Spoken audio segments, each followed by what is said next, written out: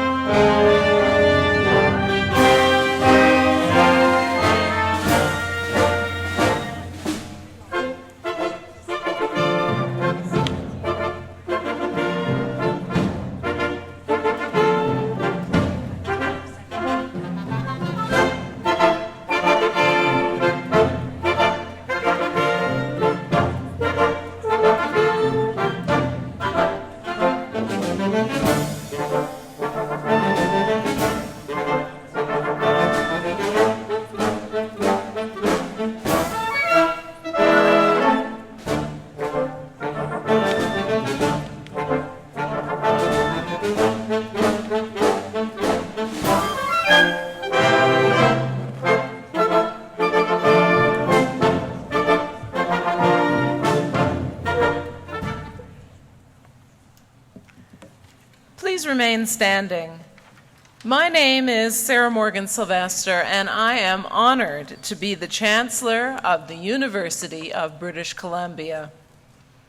Please join us in the singing of O Canada, led by our University Marshal Nancy Hermiston, Director of the Opera and Voice Program at the UBC School of Music.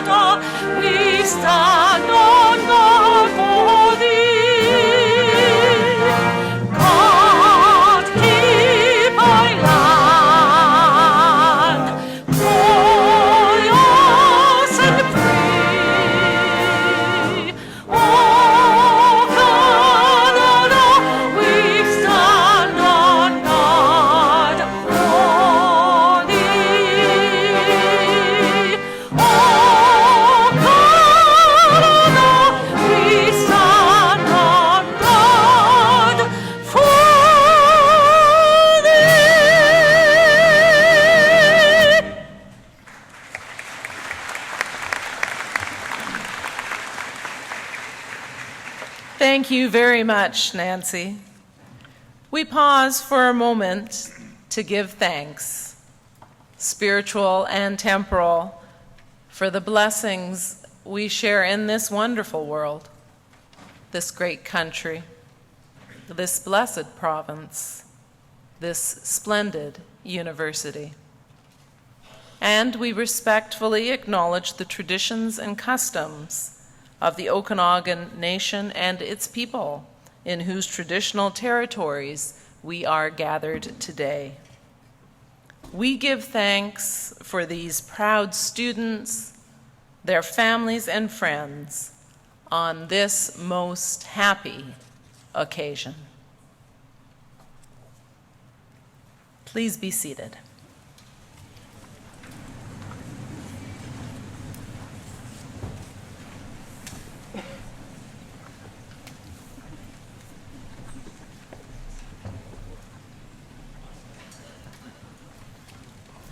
A warm welcome to you all, to our 2013 graduates, to your parents, family, and friends who are joining you here today in this celebration of your achievement. What a wonderful and long-awaited day. Congratulations.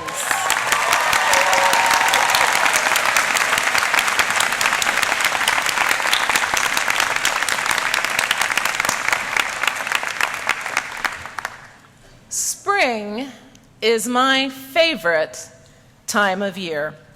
Gardens burst into growth, fruit trees blossom, the sun feels great. It definitely stops raining. No longer vitamin D deprived. We seem to smile a bit more and have a bounce in our step. Newly energized, we clean house and plant seeds. Spring is a time of growth and rejuvenation, and like this graduation ceremony, it's also a celebration of transition. Any transition, while exciting, is a challenge. Adjusting from student to full-time employment, from undergraduate to graduate studies, from what you are now to what you will be in the future. Facing any change of magnitude takes a degree of courage. I'm a gardener, so I see spring up close, and it's not always pretty. I cut tent caterpillar nests out of fruit trees, clip off rose leaves infected with black spot, and use the garden hose to rinse away aphids. Spring can be frustrating. I can't grow beets for the life of me, and I am endlessly weeding. Spring brings unexpected results, like my clematis, carefully positioned to climb up, hide a downspout, and run along the top of my garage. I planted that clematis 3 times, and finally this spring, success. Not as expected with clematis number 3, but with the first plant, long ago forgotten and written off as a failure. Spring and setbacks go hand in hand. But then I'm not sure you can have growth and rejuvenation without the odd setback. The 100-Foot Journey, a novel by Richard Moraes, is about transition. Hassan Haji, a Muslim born in Mumbai, is raised in a culinary family. His grandfather has a tiffin lunch delivery service and then later a modest restaurant.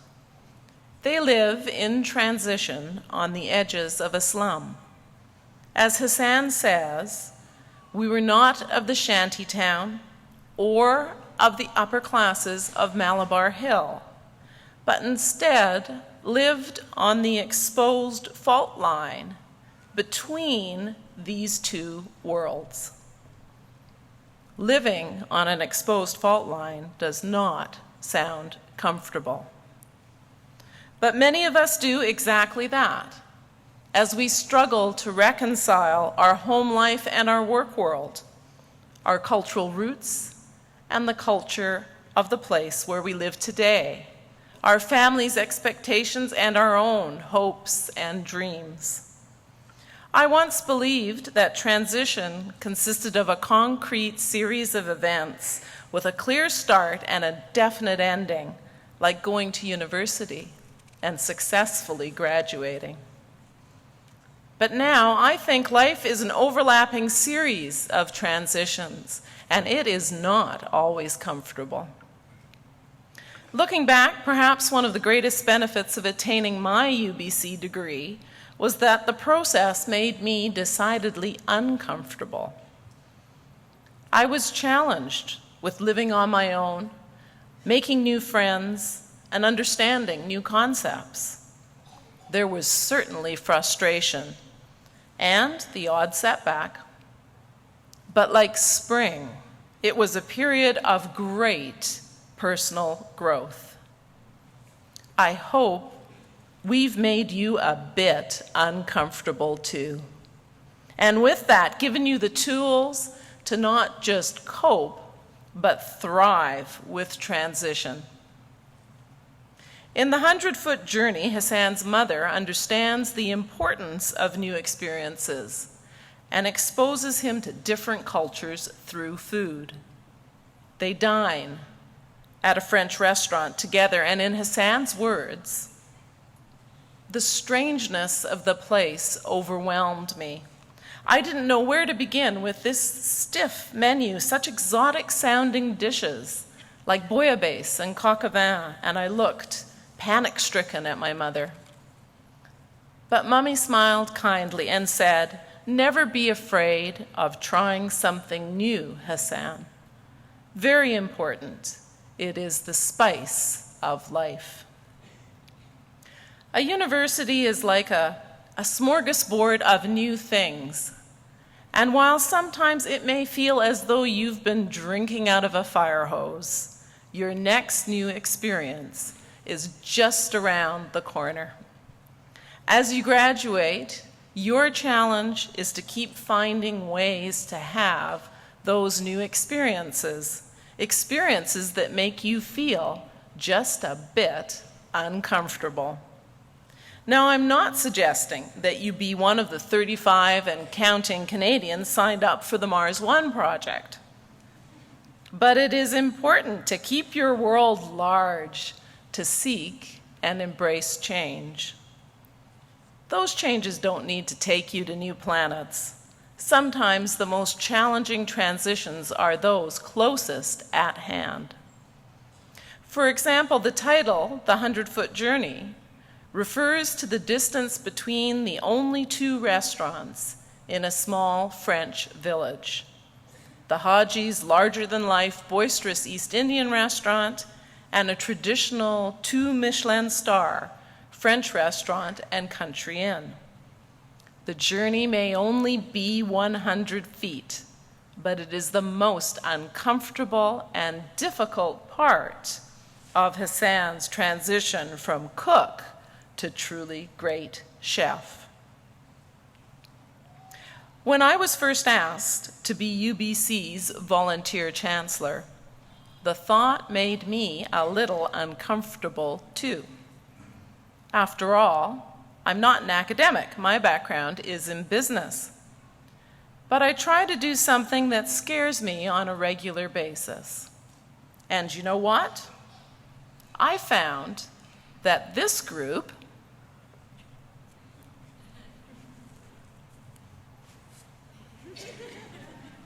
isn't really that scary after all. The rewards and my own personal growth have been immense. And one of the greatest rewards is the opportunity to confer degrees on all of today's graduating students. So let me end my comments by offering you my warmest and most sincere congratulations on your achievement. Change is a challenge. Just ask astronaut Chris Hadfield, now transitioning back to Earth's gravity. Even so, I do hope you will seek out the exposed fault line and experience the growth of your own personal spring. Thank you.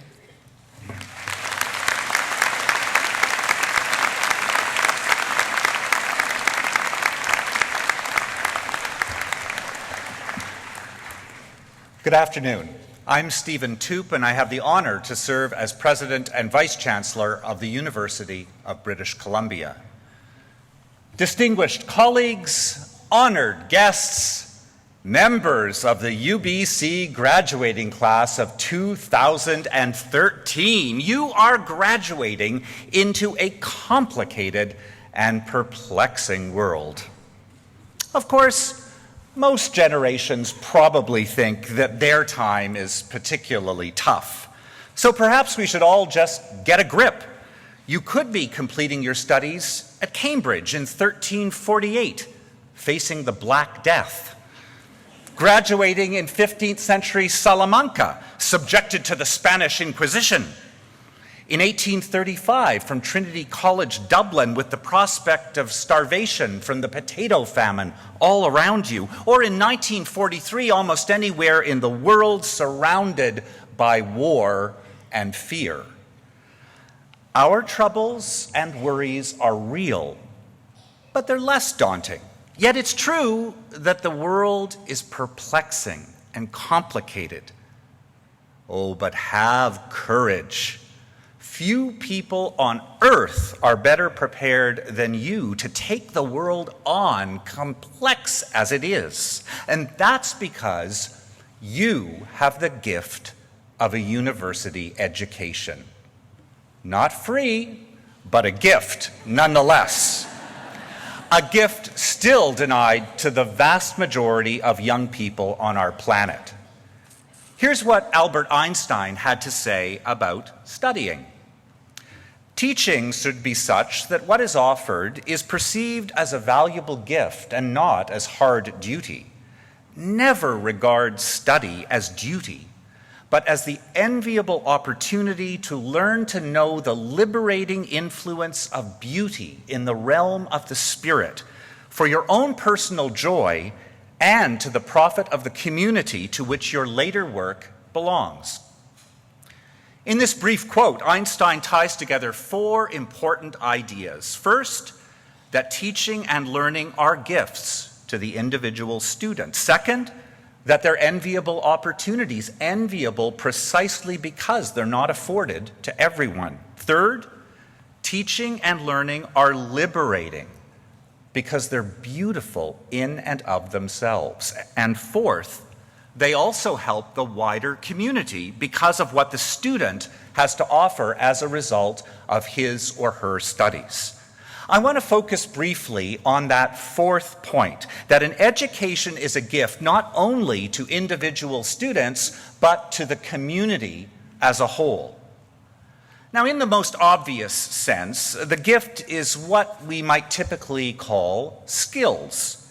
An educated person, whether a journalist, a doctor, a plumber, a chemist, a hairdresser, or an engineer, has a set of skills that can be deployed to create economic value.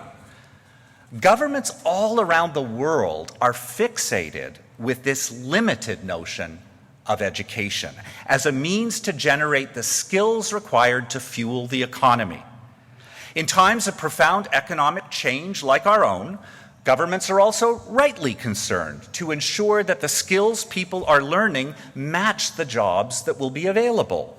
But the risk for our society and for governments is that they'll keep their sights too low, looking at what's immediately in front of them, failing to see the even greater economic and social changes just over the horizon. But if we raise our eyes only a little, we see that skills are more than content knowledge, more than the technical ability to perform a given function like removing an appendix or adding up a column of numbers or fitting a pipe. The skills that we need in our fast-changing society include the ability to work together in teams, to sift, analyze, and evaluate the plethora of information with which we're bombarded minute by minute, to draw creative connections between seemingly disparate phenomena. I could go on. The gift of education to our community, in Einstein's terms, is not merely technical knowledge. It's critical capacity, creativity, and empathetic judgment, the bread and butter of a university education. Let me conclude by pursuing the argument one step further. I fear that one of the main reasons that so many governments today short-sightedly conflate education with the acquisition of technical skills is that they've actually lost sight of who we, the people, are. I don't know whether or not you've noticed, but more and more often, governments all around the world describe the people they serve as taxpayers. All well and good, but we're more than that. We're citizens. The great Judge Louis Brandeis of the U.S. Supreme Court once described citizenship as the most important office. He was right. Without engaged, active citizens, no form of governance can be healthy.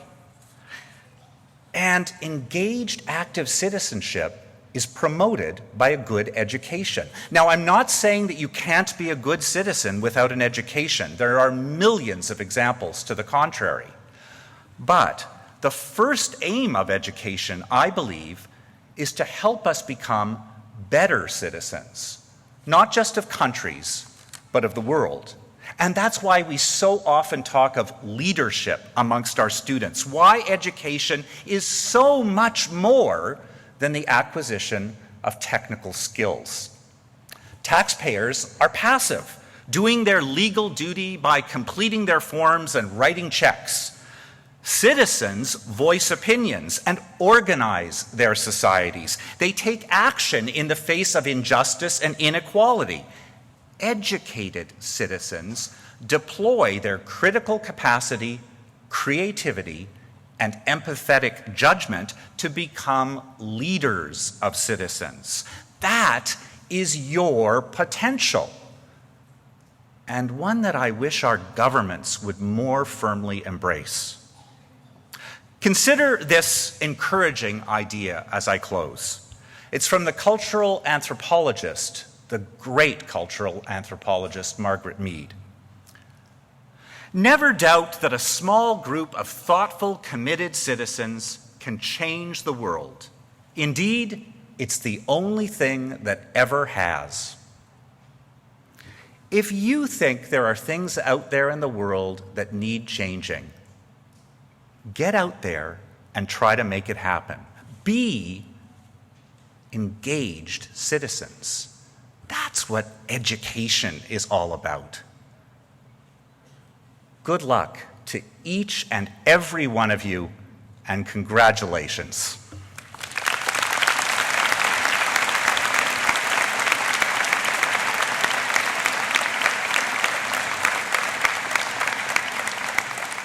I'd now like to invite Professor Deborah Buzzard, Deputy Vice Chancellor and Principal of the Okanagan campus, to make remarks and also to introduce other speakers. Professor Buzzard.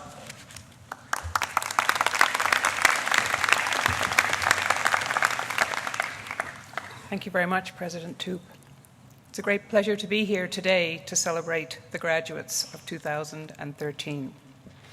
You are among the pioneers here on this campus. Indeed, you've been here through the building phase.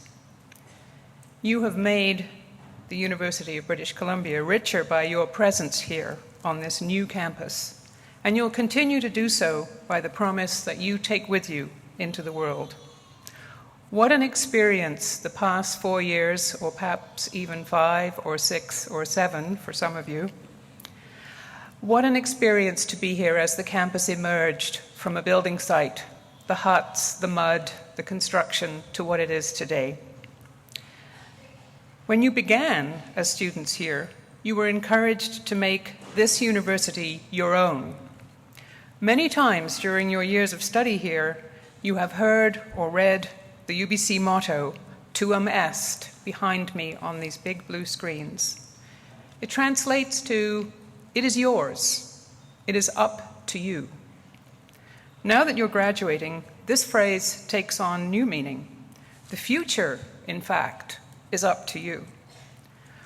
We live in a world of rapid transformation as technological changes compel us to do things in a very different way, to live in a far more connected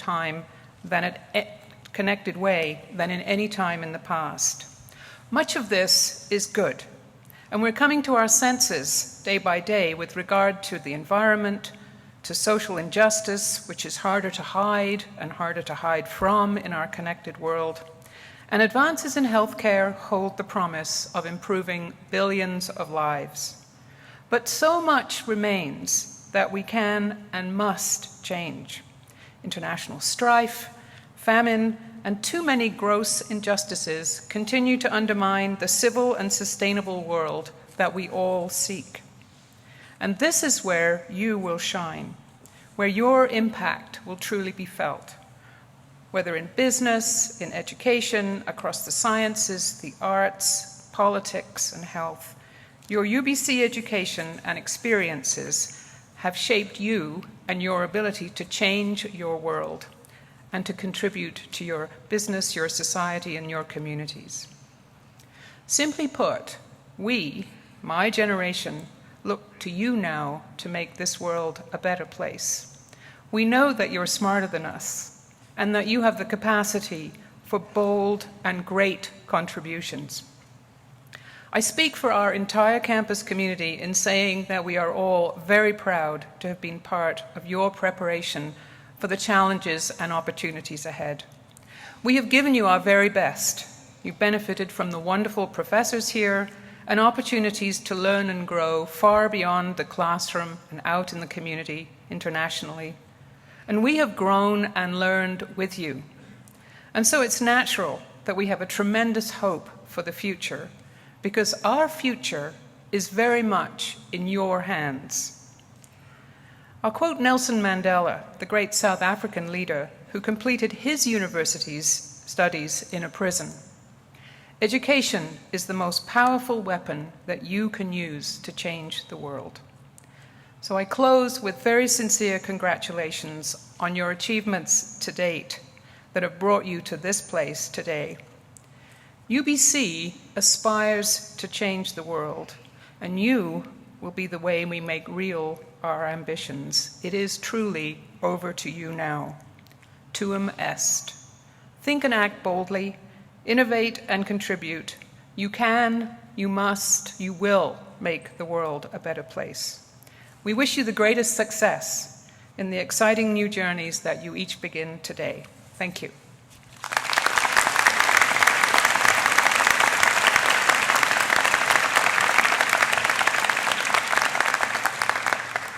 And I'm pleased to call at this time on Ms. Robin Geffen, member of the graduating class, to make remarks and to introduce the gift to the university.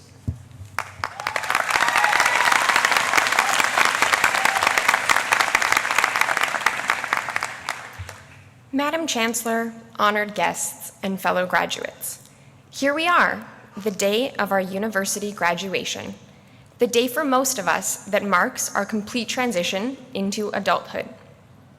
A few of us know what we are doing with our lives come September, but most of us have no plans, which might seem a bit scary at the moment. The other day, some friends and I went out for dinner. Our server asked us if we were students at UBC, and when we all nodded, he asked us what we were studying.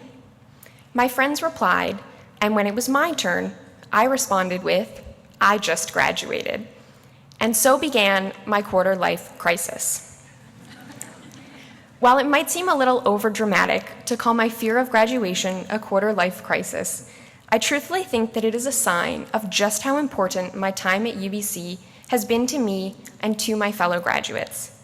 4 years ago, when we met in this gymnasium, so eager to begin a new phase of our lives, I know that none of us could have imagined what our time here would come to mean to us. But in the past 4 years, the clubs we have joined, the research projects we have completed, the on-campus jobs that we took on, and the incredible friendships we built along the way have made this experience unforgettable. Not to mention our academic education, like the 8 a.m. classes, the late night study sessions, and working up the nerve to visit a professor in office hours. Looking back, these 4 years have likely defined who you are today and where you are headed, even if you don't know where that is yet. So going back to my story, while I panicked about my upcoming graduation, our server told us that he too was a UBC alumnus and told us of his plans to save some money before beginning his master's degree. Then a second thought occurred to me. Yes, graduation does mean the end of our lives as UBC students, but it also marks the transition to being proud alumni, which means we will always be a part of the UBC community. I know I speak on behalf of all the graduates here when I say thank you to UBC, to the staff, the faculty, and all the people who work behind the scenes to make our time here incredible. Our experiences at UBC would not be what they are without all of you. And as much as we will remember our time here, we hope the school will remember us as well. So with a legacy gift symbolic of lifelong ties, the class of 2013 has placed a commemorative stone tablet in the main courtyard walkway. Year after year, new tablets will be placed as a lasting tribute to each and every proud alumnus who once worked and played here. So, graduates, remember the memories, friendships, and incredible experiences you had here at UBC, and remember that you can take them with you into the next phase of your life. I'd like to finish by quoting the words of a very wise man, Dr. Seuss. Don't cry because it's over, smile because it happened. Congratulations, class of 2013.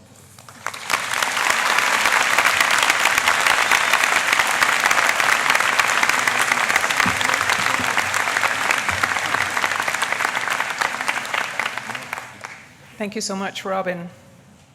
I now ask Professor Wesley Pugh, Provost and Vice Principal of the Okanagan campus, to introduce the Award for Teaching Excellence and Innovation. Professor Pugh.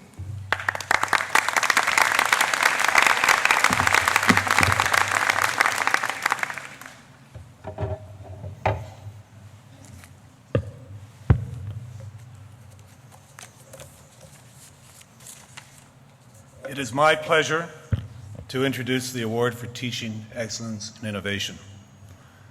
This award, including a $3,000 prize, recognizes outstanding teachers at the Okanagan campus, as nominated by our students, by faculty colleagues, and by alumni. The award highlights the importance of teaching in creating an outstanding student experience. At this ceremony, we are honored to recognize two outstanding faculty members. First, I would like to announce one of the recipients of the Junior Faculty Award for Teaching Excellence and Innovation, Dr. Ilya Parkins.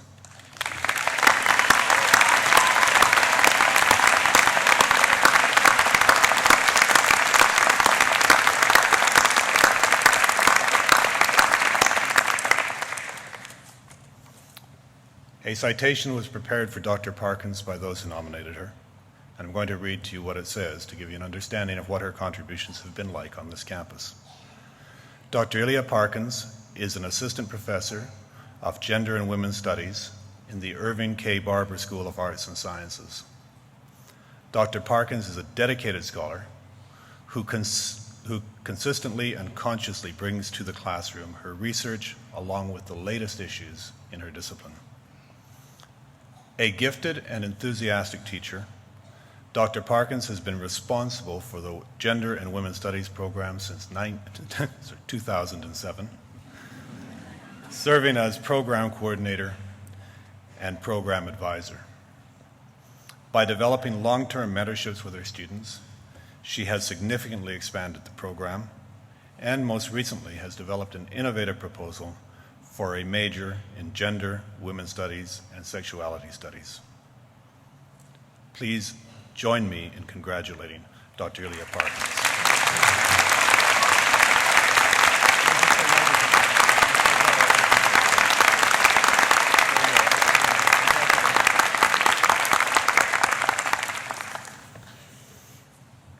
And now I would like to announce the recipient of the Senior Faculty Award for Teaching Excellence and Innovation, Dr. John Wagner.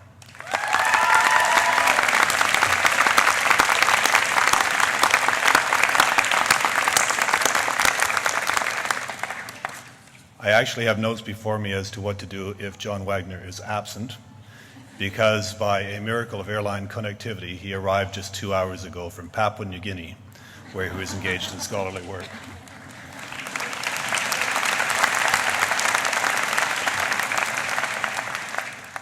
And I'm going to read the citation that was prepared for him. Dr. John Wagner is an associate professor of anthropology in the Irving K. Barber School of Arts and Sciences.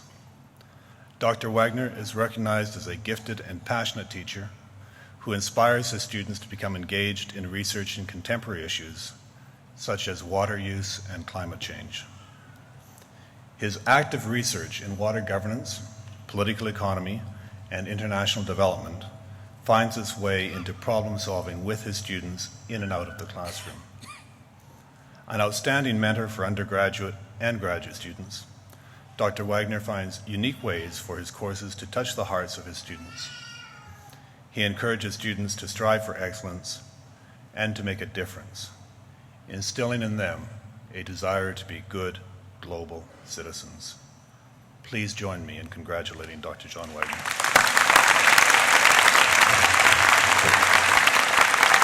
So pleased to know John and to have you.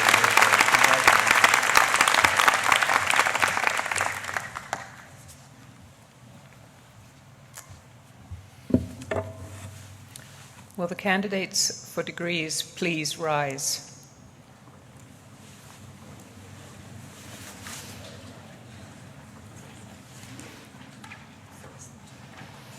Madam Chancellor, I have the pleasure of presenting the candidates for degrees who have successfully completed their studies and fulfilled the conditions that the university has set for them. The Okanagan Senate of this university recommends them to you for the degrees that will be announced by a representative of the faculties. As each degree is officially conferred, the Dean of the Faculty, and in the case of graduate students, the Dean of the College of Graduate Studies, will congratulate the student. Megan Ryan and Raja Wariak, members of the alumni community, will present each student with an alumni gift. The candidates will please be seated.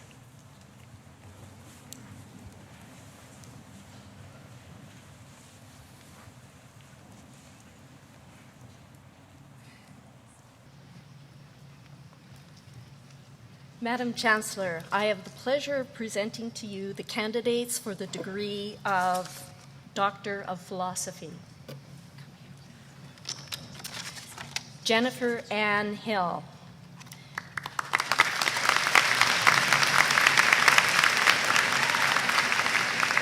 Dr. Hill examined the effects of consumer culture on children by examining the ways in which corporate marketing impacts their lives.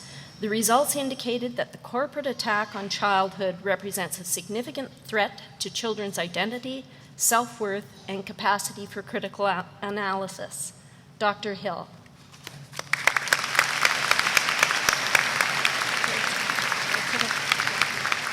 Cindy Holmes. Dr. Holmes examined violence prevention and intervention strategies in lesbian, gay, bisexual, transgender, and queer communities. Her interlocking feminist approach helps us to expand our understandings of violence and improve our responses by considering the connections between violence, social inequality, colonialism, place, and discourse. Dr. Holmes.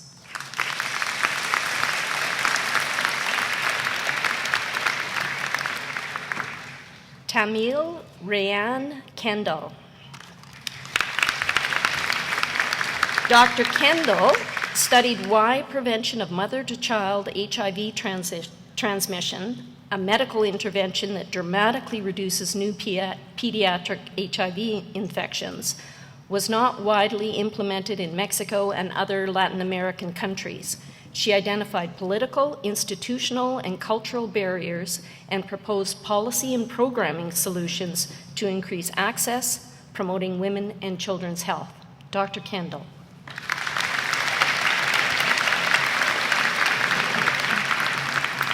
Michelle Wachs. Dr. Wachs studied the reproductive desires, choices, and experiences of butch lesbians, trans men, and genderqueer individuals in British Columbia. Her research illuminates and critiques the assumed link between femininity and reproduction and brings attention to masculine experiences of pregnancy, breastfeeding, mothering, and queer experiences of infertility. Dr. Wachs.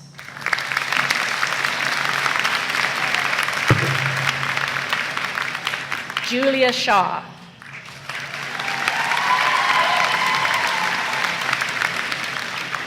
Dr. Shaw showed that it is possible to increase criminal thinking patterns by engaging in virtual crime through a video game, by creating false memories of criminal acts, and by imagining that you would do something violent. This research is relevant for understanding and reducing criminal behavior. Dr. Shaw. Madam Chancellor, I have the pleasure of presenting to you the candidates for the degree of Masters of Arts. Heather Catherine Brown. Luisa Braga Campos.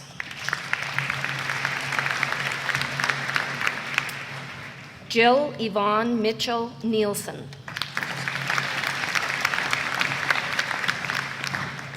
Michelle Jolene Stanley.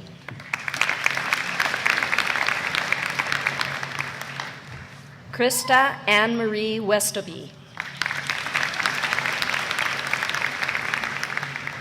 Shane Wright.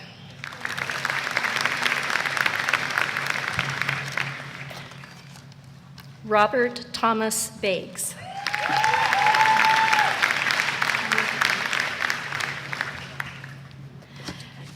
Madam Chancellor, I have the pleasure of presenting to you the candidates for the degree of Bachelor of Arts. Emma Marie Bylar.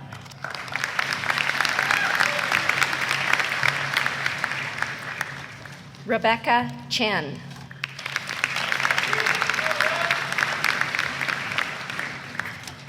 Cody Decker.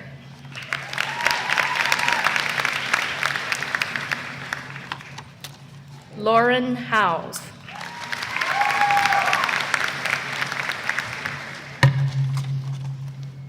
Jordan Rebecca Knapp.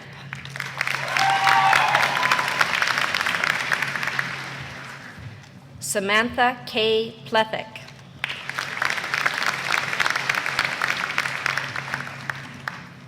Jessica Eva St. Martin.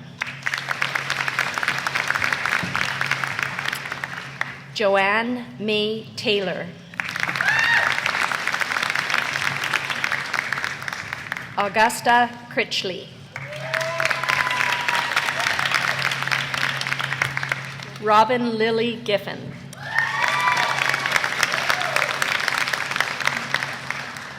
Lucas Andrew Silbernagel.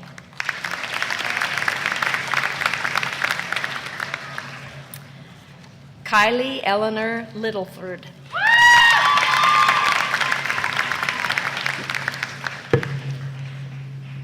Louisa McGlinchey.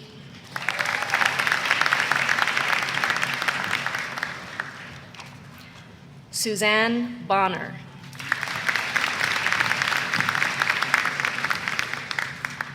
Joanne Kathleen Gabiath.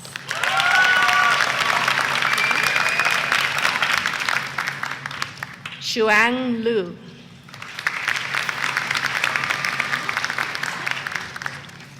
Abrar Musa.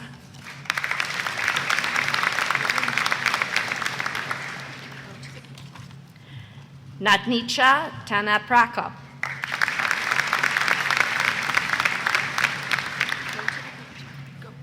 Yu Zhang.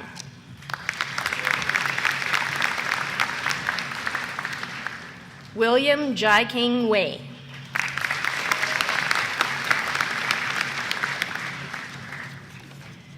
Giuseppe Antonio Bertini.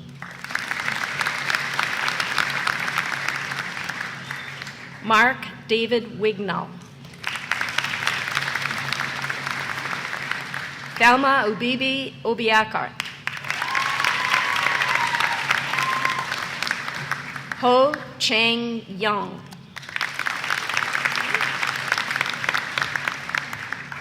Sarah Ann LaRose. Mitchell Edward Smith. Chloe Allison Boskill.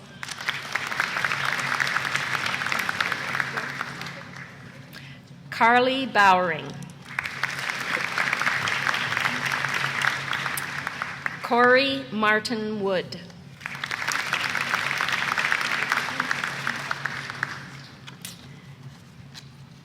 Carissa Mitchell.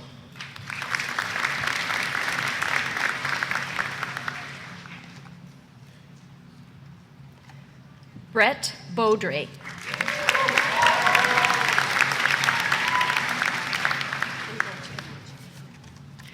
Kayla Coxworth.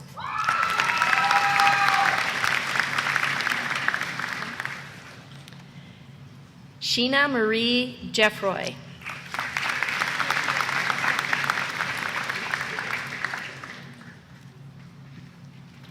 Jennifer Ann Gray.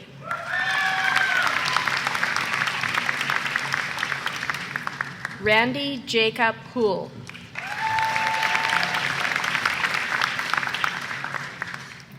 Sarah Ainsley Huber. Chris Lewis.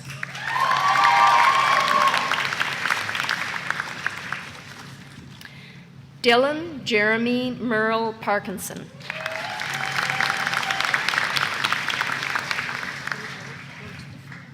Amanda Eileen Pearson.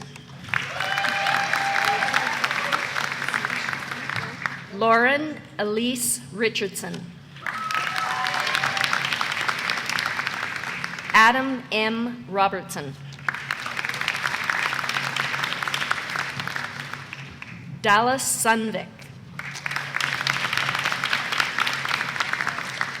Miranda Lynn Hartman. Ashley Betson.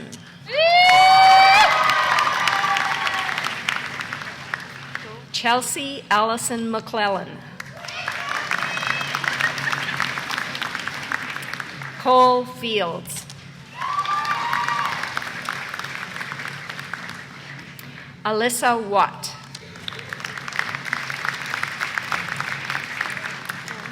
Camille Andrea Brandt. Jason Allen Graham. Arlene Janusik. Corey Olson. Amy Janine Wolanski. Kelsey Price. Judith Edith Caceres Booth. Tasha Margaret Dyson Gregoire. Daniel Eric Odletsky.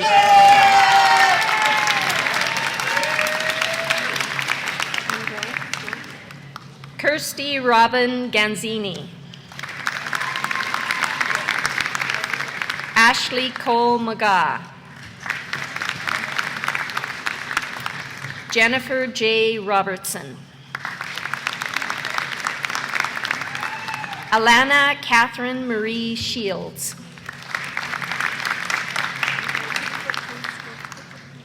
Kevin Tennert.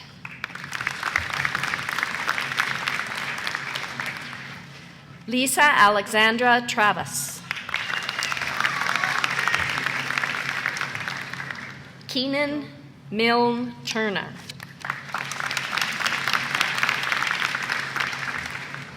Brita Holly Schmaltz. Stacy Kendall Ward.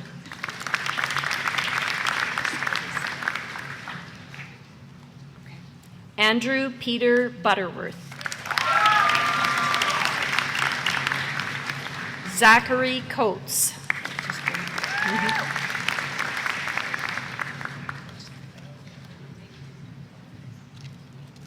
Cindy Dos Santos. Elizabeth Foster.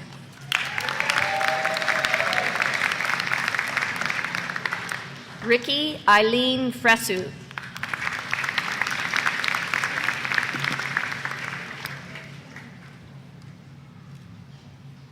Carly Dawn Gilmore.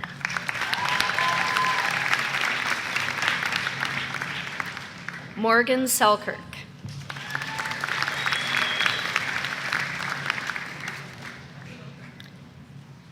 Elia Pauline Charity Campbell. Rachel Lena Azen.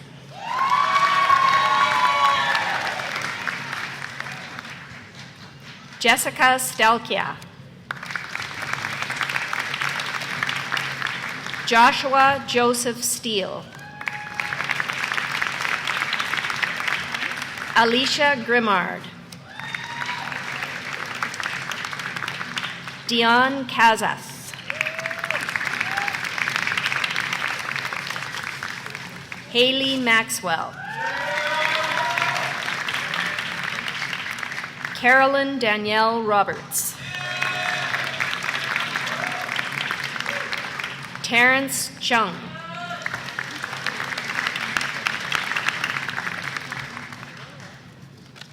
Savannah Michelle Hallworth. J. James Ingram.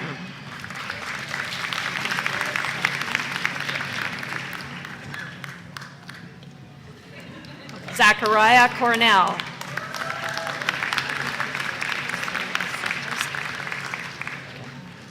Tracy Kramer. Tia McLaughlin. Tara Faith McCarthy. Erin Grace McQuitty.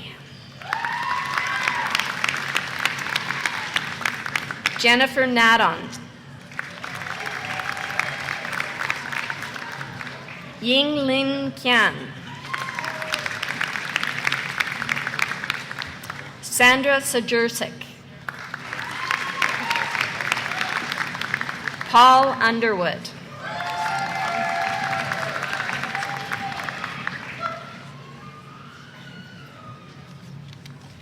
Hannah Warren.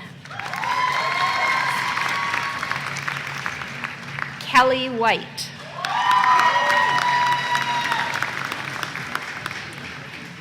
Darcy R. Whitaker.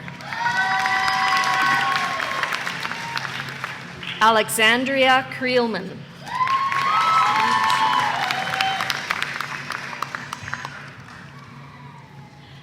Darby Michelina Milner.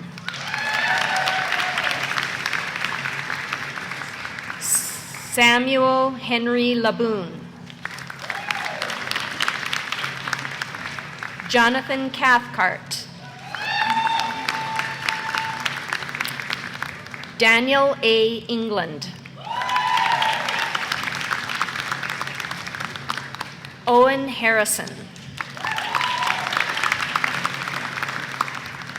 Jelena Madrazovic.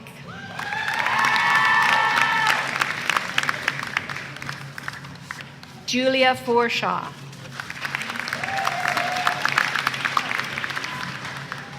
Christopher McGregor.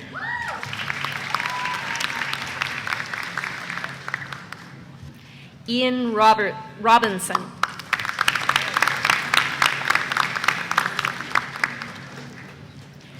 Carrie Stefanishin.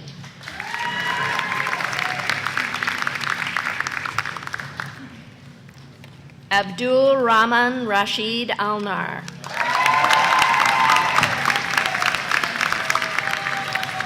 Tanya Crystal Chartrand.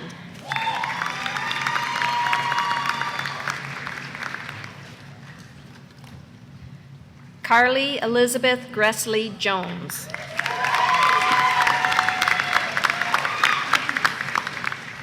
Jesse C. Emmond.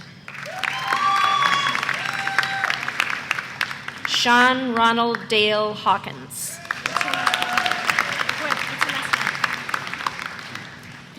Courtney Lee Michelle Mistal.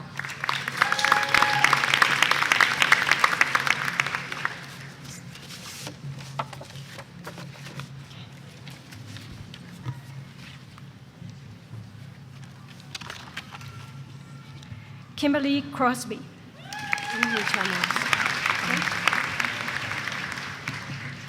Carly Drabo.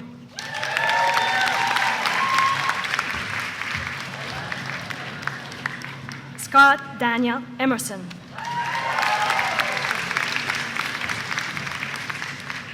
Kaylee Gilmurray.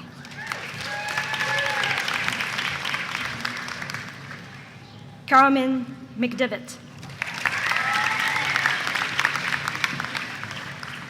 Carmen Reed.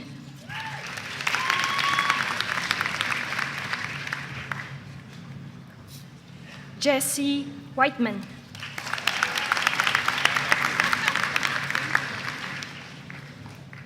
Jasmine Serena Schwartz. Elizabeth Babcock.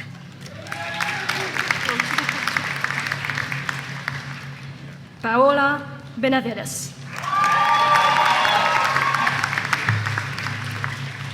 Kashinder Euler. Catherine Morgan Brown.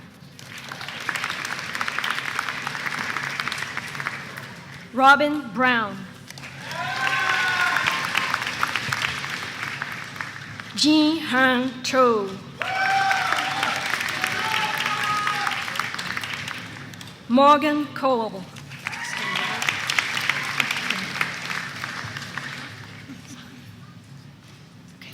Kristen Colonna. Adrienne D'Antonio.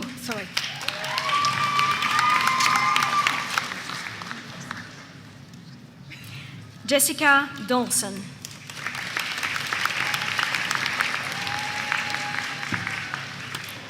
Lauren Ducharme.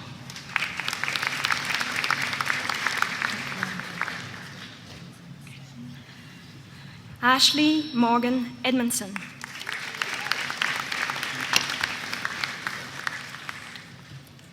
Jamie Essler.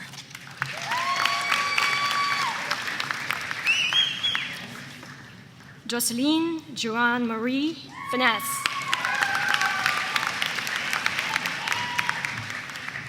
Teresa Froze.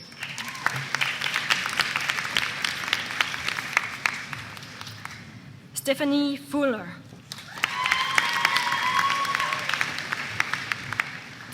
Robin Gardiner.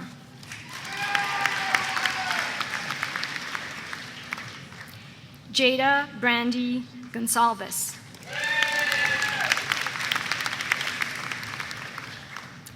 James S. Grafton.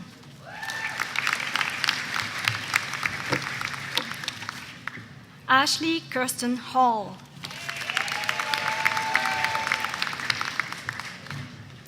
Graham Henry.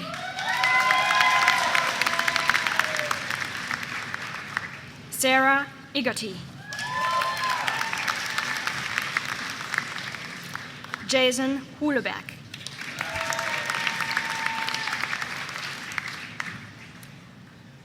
Campbell Johnson Ingle.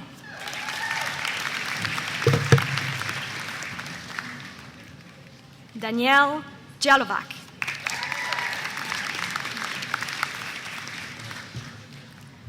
Stephanie Jarvis. Yu Kyung Chang.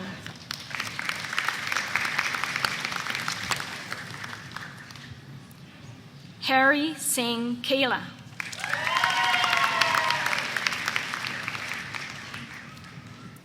Amir Dawood Karimi.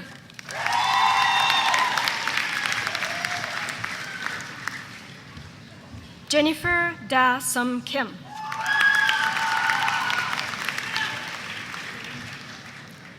Michelle Lalak.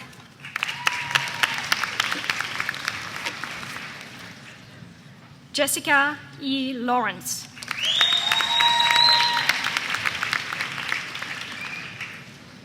Jordan Libel.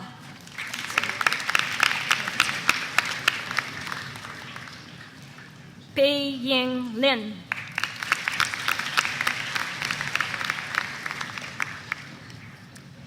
Katie Lindner.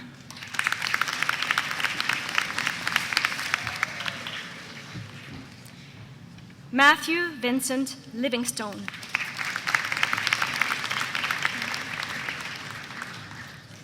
Michelle Louis.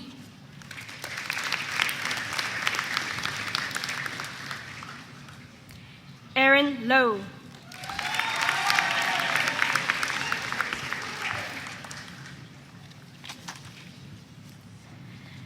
Nadir Criado.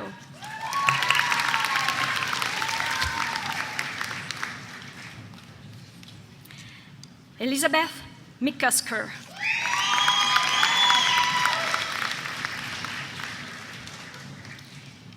Taylor Rochelle Moss.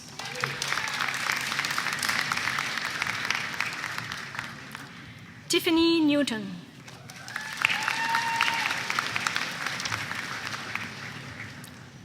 Maha Omar.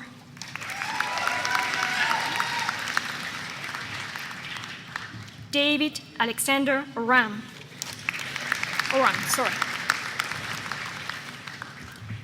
Nick Fan.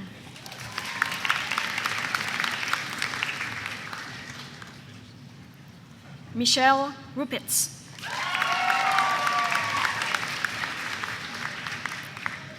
Brittany Ashley Seamark.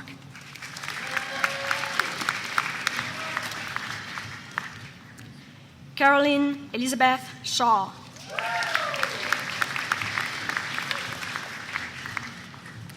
Emma Avital Flora Sorokin.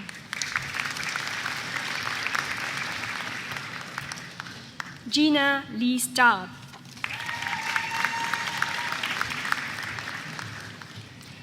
Erika Sutherland.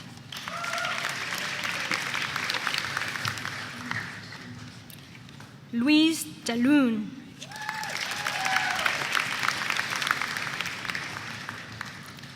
Victoria Tong.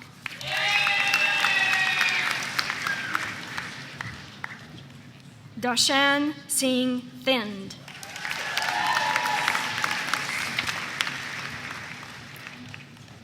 Rebecca Termaine.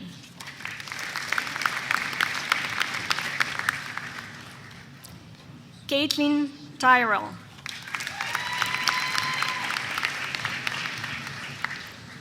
Stephanie Walker.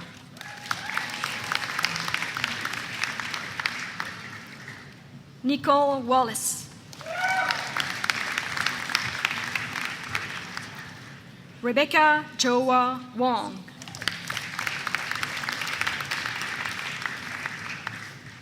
Charles Byron Scott Wright.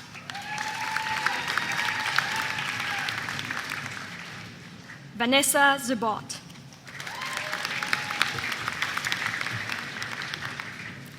Shanna Crofos.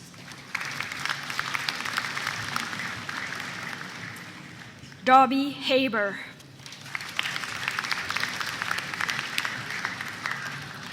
Kaylee Christoph.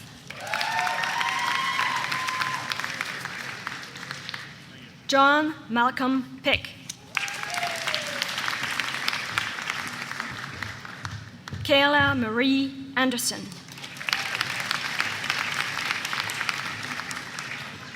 Kirsty Fiona Boucher.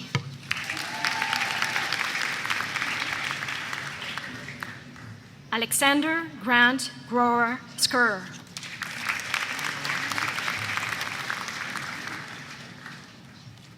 Kaylee Rasmussen.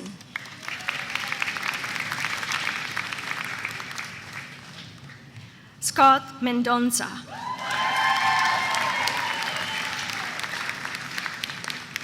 Vala Taremi.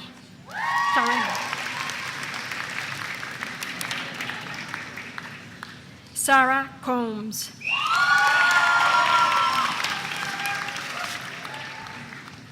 Kylie Dealin.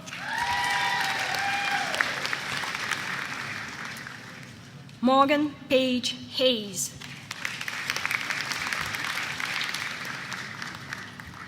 Caitlin Huffer.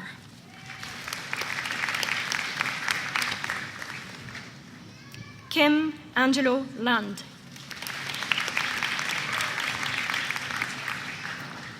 Mitchell Pittian.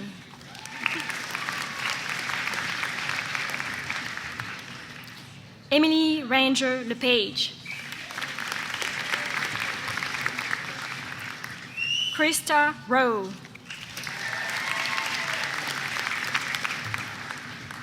Stacy Thompson.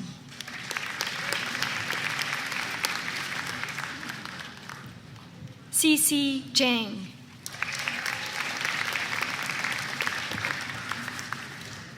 Cassandra Darwin.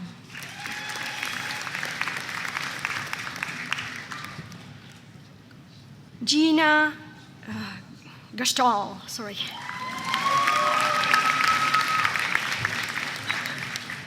Jesse Matthews. Lean Alamari.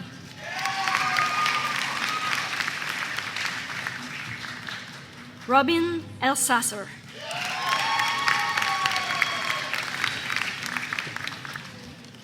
Caitlin Howard.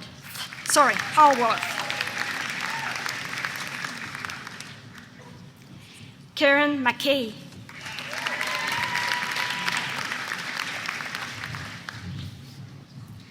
Alison Mahalia.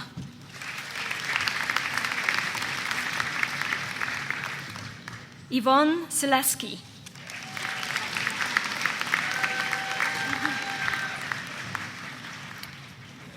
Melissa Elena Roca.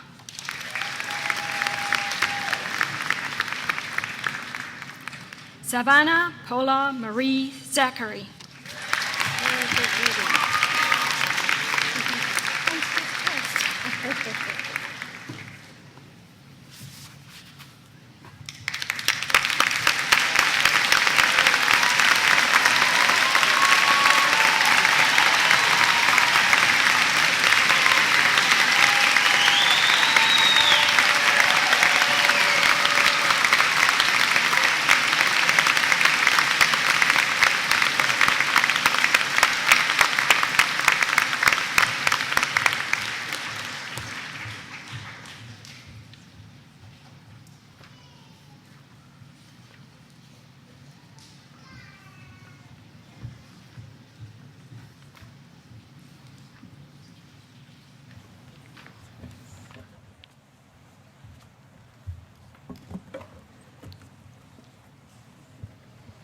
So here's the important bit. For those graduates who have just crossed the stage today, and for all of those who were unable to attend today's ceremony, with respect to the appropriate degrees as shown in the program, I hereby admit you.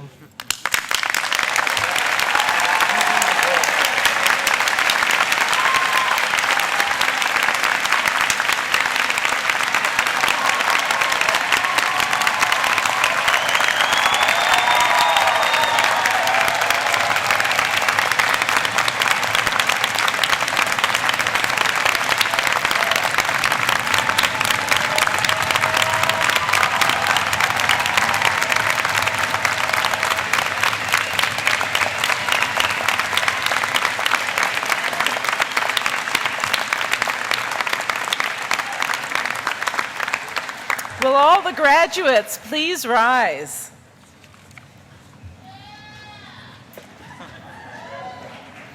It has been my great pleasure to meet and congratulate each member of today's graduating class.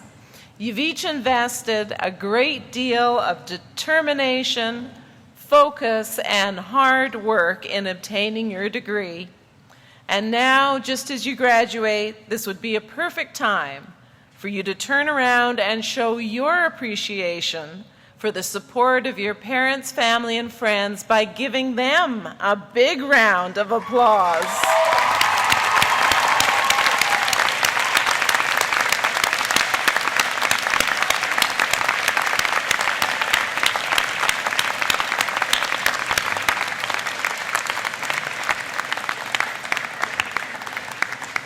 Having crossed this stage today, you are now members of the Convocation of UBC. You are in good company.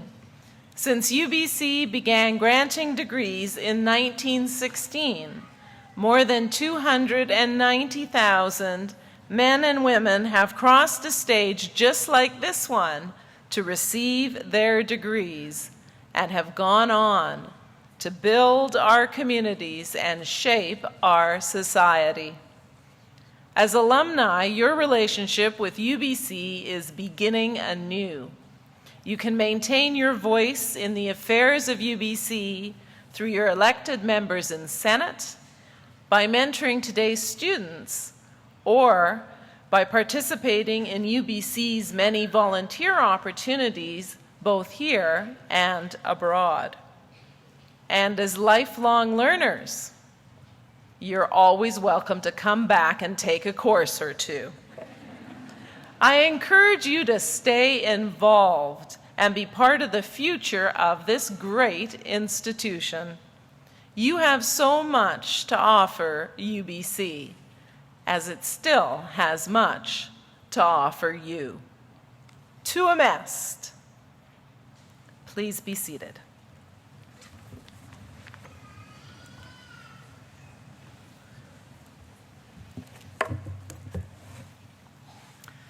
Thank you, Madam Chancellor.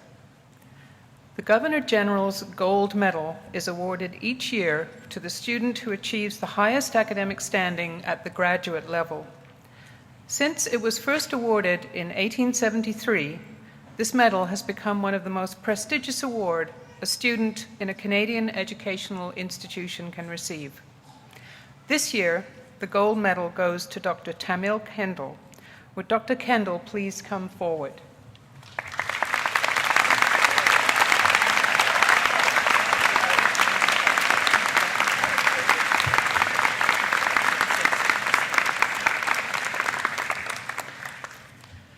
Tamil Kendall is a brilliant scholar, researcher, and advocate for social justice and human rights, whose research has focused on maternal and child and women's reproductive health, women's empowerment relative to their health needs, and issues of justice, especially advocacy work on the reproductive rights of women living with HIV.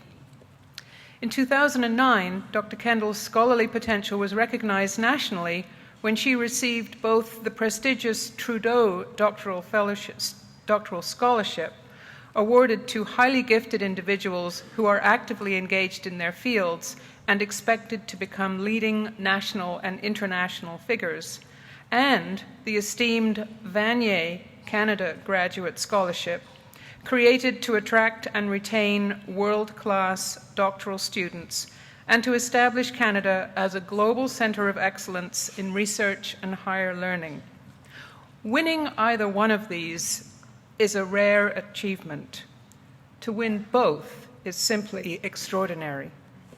In 2012, Dr. Kendall successfully defended her dissertation, Prevention of Vertical HIV Transmission and the HIV Response for Women in Latin America, which analyzes Mexico's failure to implement prevention of mother-to-child transmission measures and explores HIV-positive women's experience of their diagnosis.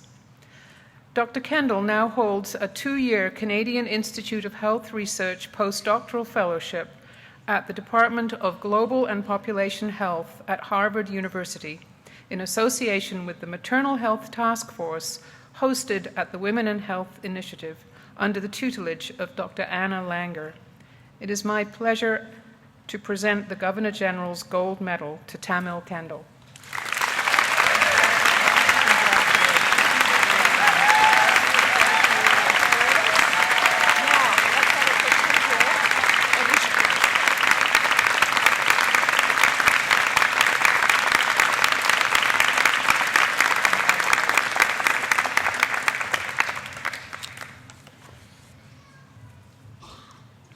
Thank you.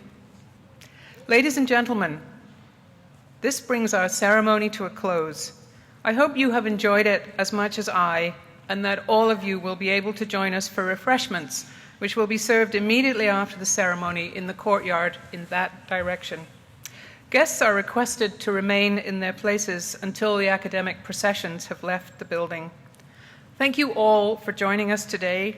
I know you will join me in congratulating one more time the wonderful 2013 graduates of the University of British Columbia.